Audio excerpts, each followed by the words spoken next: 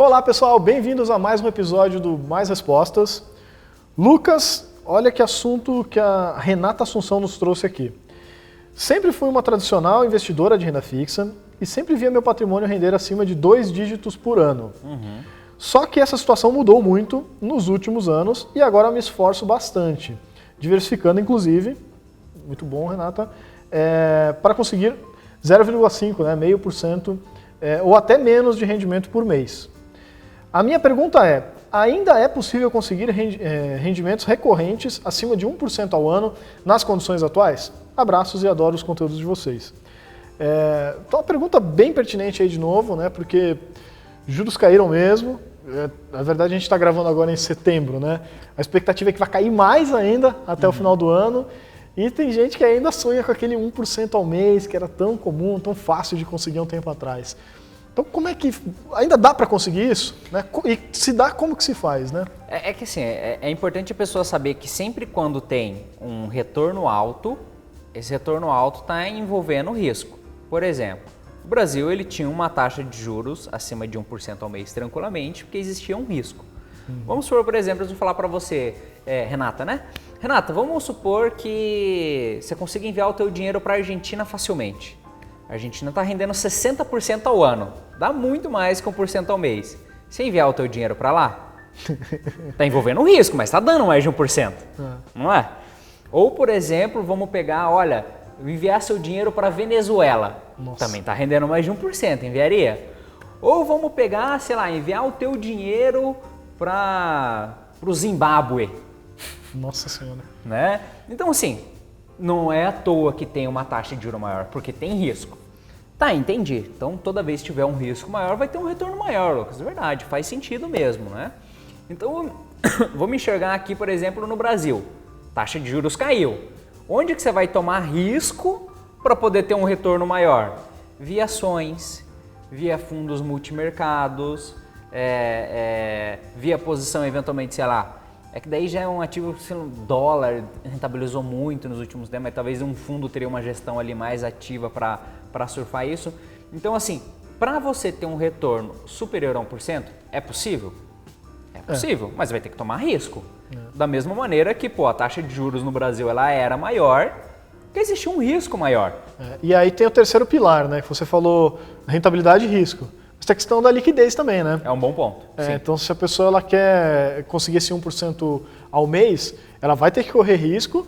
E como hoje em dia 1% ao mês é bastante, né? Ela também vai ter que perder liquidez, né? Sim. Ela vai ter, então, para conseguir a rentabilidade, perder 2 pilares ali daquele tripé que a gente sempre fala, dos 3, né? Você vai conseguir 2 no máximo. E nesse caso você vai ter que matar 2 para conseguir 1, né? Conseguir a rentabilidade, porque se você, sei lá, num crédito privado, e eu acho que crédito privado não tem mais nenhum que chega nisso, né? Mas ainda que você conseguisse 1, né? Provavelmente o risco dele ia ser astronômico, o risco de crédito dele, né? E a liquidez também ia ser mínima. Primeiro que você ia ter liquidez no mercado secundário, que ninguém ia querer comprar esse título, e depois que o prazo dele ia ser lá longe, né? Mas ainda assim, se você está pensando em ações, você fala, não, mas ações têm liquidez. Tem, mas se você for pensar buscando 1% ao mês, né, e no curto prazo, o risco aí é maior ainda, provavelmente você não vai conseguir isso. Então, para conseguir também esse retorno, você tem que pensar a longo prazo, né? Exatamente, vai ser uma média de 1% ao mês, mas olhando ali 5, 10 anos. Se você olhar uma janela de 6 meses, pode ser, mas pode ser que sim, pode ser que não. O risco é altíssimo. É renda variável. Exatamente. Né? Então assim, é possível conseguir? Mas você vai ter que tomar risco. Você já estava tomando risco, mas você não estava percebendo. A renda fixa pagando... É que o Brasil já estava...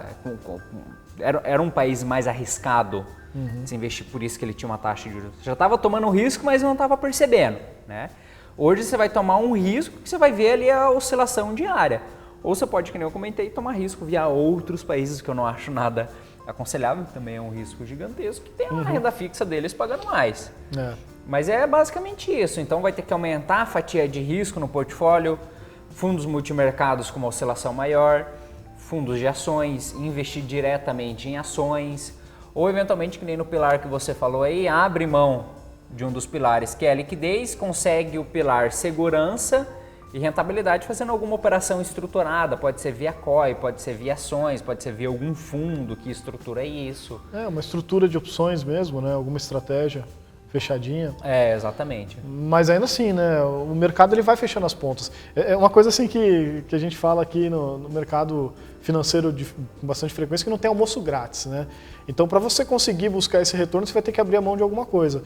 E à medida que caem as taxas básicas de juros, as pontas vão se fechando. Então, mesmo quando você vai montar uma estruturada, né, as opções lá vão ficando mais caras. Então, vai ser difícil você buscar esse 1% ao mês, ainda com segurança, porque é uma estrutura bem difícil de montar, né? Não, o X da questão é que em nenhum momento tinha segurança. Né? Porque o país, ele, de certa forma, eu lembro de debêntures, né, que pagavam IPCA mais 10% ao ano. Né? Mas na época, isso foi 2015, 2016, imagina, IPCA mais 10% ao ano isento de imposto de renda. Mas imagina você no olho do furacão, vendo ali o cenário de dólar tinha subido para as alturas, a bolsa tinha desabado ali o valor, tudo que tinha de investimento aqui no Brasil estava correndo fora do Brasil, porque estava com medo de tudo que estava acontecendo aqui.